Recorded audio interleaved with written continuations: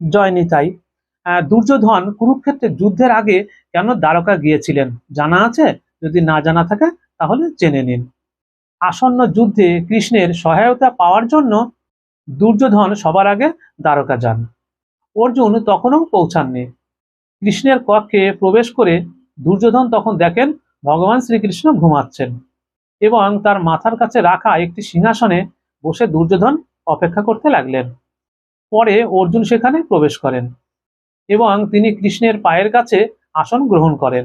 জেগে উঠে প্রথমেই কৃষ্ণ অর্জুনকে দেখেন এবং তার পক্ষে থাকার প্রতিশ্রুতি দেন। দুর্যোধন ক্ষুণ্ণ হন।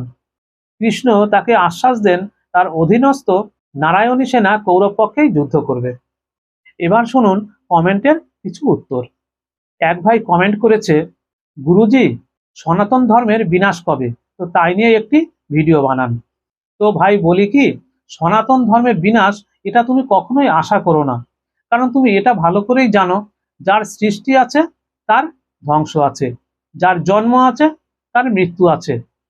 কিন্তু বাকি যতগুলি ধর্ম সৃষ্টি হয়েছে বা তৈরি হয়েছে বা তোমরা তৈরি করেছো, তার কিন্তু একটা বছর আছে, একটা সাল আছে যে এই সময় তা তৈরি হয়েছে। কিন্তু সনাতন ধর্ম কবে সৃষ্টি হয়েছে তোমরা কি বলতে পারো? নিশ্চয়ই তা বলতে পারবে না।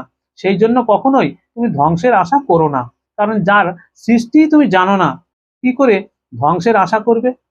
আশা করি তুমি উত্তর পেয়ে গেছো।